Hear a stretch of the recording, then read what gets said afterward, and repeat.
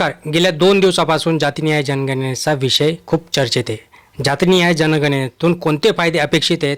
केंद्र सरकारने हा निर्णय आत्ताच का घ्यावासा वाटला? भाजपाने याआधी जातीनिहाय जनगणनेला विरोध होता, पण जसे राजकीय वातावरण तापू लागले तसे गेल्या लोकसभेमध्येही भाजपने जातीनिहाय जनगणनेला अनुकूल अशी भूमिका घेतली होती. जातीनिहाय जनगणनेचा फायदा काय होणार आहे? जातीनिहाय जनगणना यापूर्वी कधी झाली होती? काही राज्यांबाबत केंद्राच्या अपेक्षा काय आहेत किंवा त्यांचा याच्यावर आक्षेप काय आहे? मग आत्ताच BJPला हा निर्णय का घ्यावासा वाटला? याच्या मागचं कारण काय आहे? त्याच्यानंतर राहुल गांधींनी याच्यासाठी खूप काही प्रयत्न केले होते, पण आता श्रेय लाटतंय ते भाजप. ह्या सगळ्या मुद्द्यांवर आपण आज बोलणार आहेत मित्रांनो, त्यामुळे शेवटपर्यंत बघा. चॅनलला अजून सबस्क्राईब केलं नसेल सबस्क्राईब करा, जास्तीत जास्त लाईक करा, शेअर करा, म्हणजे असेच महत्त्वपूर्ण अपडेट तुम्हाला मिळत असतील. आगामी जनगणनेमध्ये जातीनिहाय गणना समाविष्ट करण्याचा निर्णय केंद्रीय मंत्रिमंडळाने घेतला. 1931 नंतर प्रथमच अशी जनगणना होणार असल्याचं इथे स्पष्ट होतंय. भारतीय राजकारणावर अत्यंत दूरगामी परिणाम घडणाऱ्या या निर्णयाविषयी दर 10 वर्षांनी होणाऱ्या जनगणना कार्यक्रमामध्ये यंदा जातीनिहाय जनगणना समाविष्ट करण्यात आली आहे. देशातील अनुसूचित जाती, अनुसूचित जमाती, इतर मागासवर्गीय अशा विविध घटकांचे प्रमाण किती आणि निश्चित आकडेवारी समजण्यासाठी जातीनिहाय जनगणना उपयुक्त ठरणार असल्याचं केंद्रीय मंत्रिमंडळाने स्पष्ट केलं. शिक्षण आणि नोकऱ्यांमध्ये असलेल्या आरक्षणाचे प्रमाण लोकसंख्येच्या तुलनेत कमी असल्याचेही नेहमी तक्रार होत असते. निश्चित आकडेवारी उपलब्ध नसल्याने केंद्रीय मंत्रिमंडळाने घेतलेल्या प्रत्येक समाज घटकांशी प्रत्यक्ष लोकसंख्या किती याची अधिकृतपणे आकडेवारी सरकारकडे उपलब्ध नसल्याने यातूनच जातीनिहाय जनगणनेची मागणी आता सर्व स्तरांवर होत असल्याचं इथे स्पष्ट होते. आता जातीनिहाय जनगणना झाल्यास प्रत्येक समाज घटकाची प्रत्येक लोकसंख्या किती आहे याचा निश्चित अंदाज सरकारी यंत्रणांना घेता येईल. इंदिरा साहनी विरुद्ध भारत सरकार या खटल्यात सर्वोच्च न्यायालयाने आरक्षणासाठी 50% मर्यादा घातली होती. बहुतेक राज्यांनी ही मर्यादा ओलांडली असल्याने 50% ही मर्यादा शिथिल करावी अशी मागणी सर्वच राजकीय पक्षांकडून केली जात आहे. जातीनिहाय जनगणनेचा आकडेवारी प्रसिद्ध झाल्यावर लोकसंख्येच्या आधारे ही मर्यादा शिथिल करणे शक्य होईल असा युक्तिवाद आता राजकीय वर्तुळामध्ये विविध माध्यमातून होताना दिसत आहे. अर्थात आकडेवारी जर प्रसिद्ध झाल्यावरच पुढील जी काही बाबी आहेत त्या अवलंबून असतील असंही इथे स्पष्ट होते. आता ब्रिटिशांनी 1871च्या जनगणनेत जातीनिहाय आकडेवारी गोळा केली होती. प्रशासकीय कामासाठी जातीनिहाय वर्गीकरण हा तेव्हा मूळ उद्देश होता. ब्राह्मण, क्षत्रिय, राजपूत व अन्य जातींचे प्रमाण किती आणि आकडेवारी तेव्हा जमा करण्यात आलेली होती त्यावेळेस माहीत काहीच नव्हतं. जातीनिहाय जनगणना तेव्हा वायव्य प्रांत, मध्य प्रांत, बंगाल आणि मद्रास या 4 प्रांतांमध्येच करण्यात आली होती. 1931मध्ये ब्रिटिशांच्या काळात जातीनिहाय जनगणना करण्यात आली होती. या प्रक्रियेत देशाचे 4147 विविध जाती असल्याचे आढळले होते. भारत स्वतंत्र झाल्यावर 1951च्या पहिल्याच जनगणनेच्या वेळी जातीनिहाय जनगणना करू नये असा निर्णय घेण्यात आला होता. राष्ट्रीय एकतेला चालना देण्याबरोबरच समाज दुरावा निर्माण होऊ नये या उद्देशाने जातीनिहाय जनगणना टाळण्यात आली होती.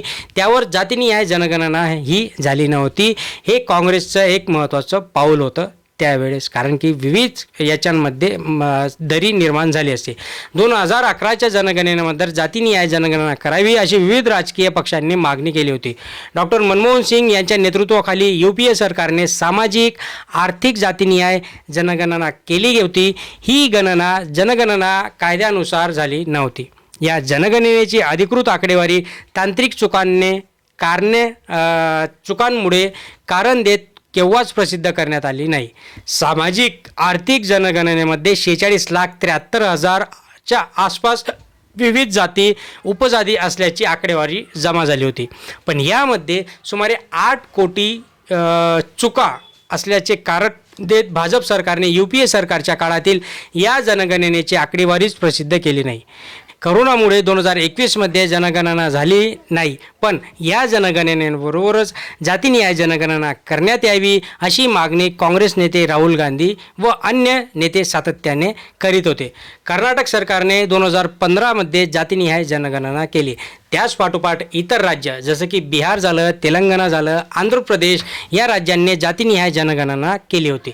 विविध राज्यांनी जातीनिहाय जनगणना केव्हा केली तेव्हा दरवेळी केंद्र सरकारने राज्यांच्या जातीनिहाय जनगणनेला विरोध केला होता. विशेष म्हणजे केंद्र सरकारने सर्वोच्च न्यायालयात सादर केलेल्या प्रतिज्ञापत्रामध्ये जातीनिहाय जनगणनेच्या विरोधात भूमिका ही मांडली होती. जनगणना करण्याचा अधिकार हा फक्त केंद्र सरकारचाच आहे. राज्यांना स्वतंत्रपणे अशी जनगणना करता येत नाही असा केंद्राचा त्यावेळेस युक्तिवाद होता.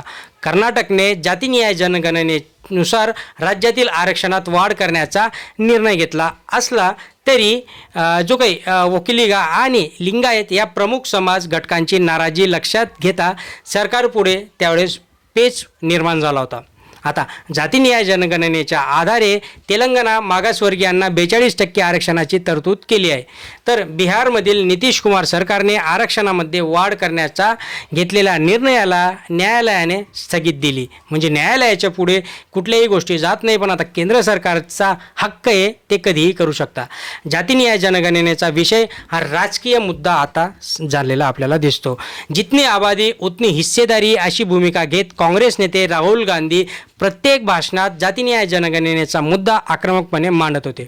भाजपची आधी जातीनिहाय जनगणना विरोध होता, पण असे आता राजकीय वातावरण तापू लागले तसे गेल्या लोकसभा निवडणुकीपूर्वी भाजपनेही जातीनिहाय जनगणनेला अनुकूल अशी भूमिका घेतली.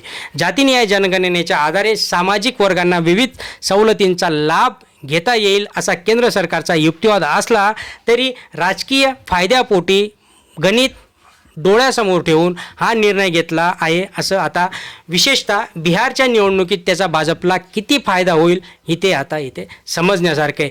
गेल्या 2 वर्षापासून जर विचार केला तर जातीनिहाय जनगणनेची मागणी लोकसभेचे विरोधी पक्षनेते राहुल गांधी लावून धरले.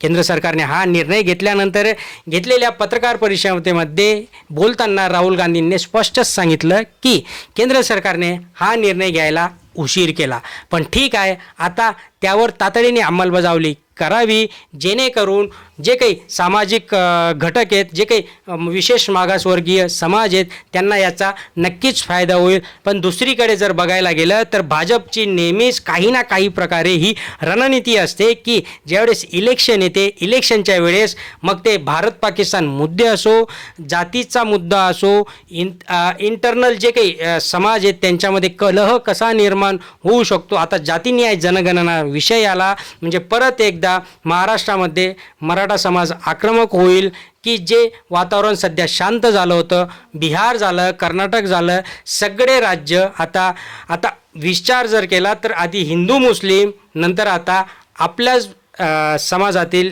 जे वेगवेगळ्या धर्माचे लोक आहेत, वेगवेगळ्या जातीचे लोक आहेत त्यांना परत एकदा भाजप सरकार एकमेकांमध्ये लढवणार का, हाच इथे आता एकदा परत मुद्दा आपल्याला दिसत आहे.